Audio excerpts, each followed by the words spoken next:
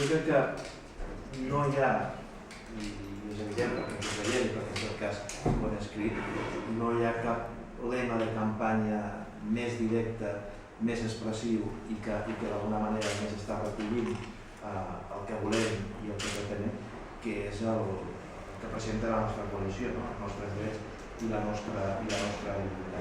I per tant la pregunta al voltant d'aquest lema, poden els grans drets de ciutadania conquerits gràcies a lluites socials, m'estic referint a l'educació, m'estic referint al treball digne, a la salut, a les pensions, a l'accés a l'habitatge, convertir-se en una mercaderia més? Aquesta és d'alguna manera l'eix, el motor del que estem plantejant. Mireu que hi ha algú que ja està plantejant. Estem passant de l'economia de mercat a la societat de mercat.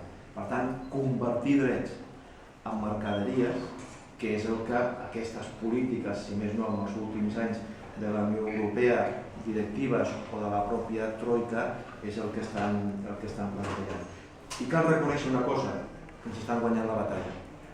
Cal reconèixer que aquests drets conquerits a Catalunya, a Espanya, a molts països, sobretot de la franja sud d'Europa, arrel d'aquestes lluites socials, cal reconèixer que d'alguna manera estan guanyant la partida. I d'això va aquesta campanya. I d'això va justament evitar el desmantellament progressiu de l'estat de benestar, aquesta austeritat salvatge que estan plantejant i aquest reforçament del dèficit democràtic i, per tant, aquesta construcció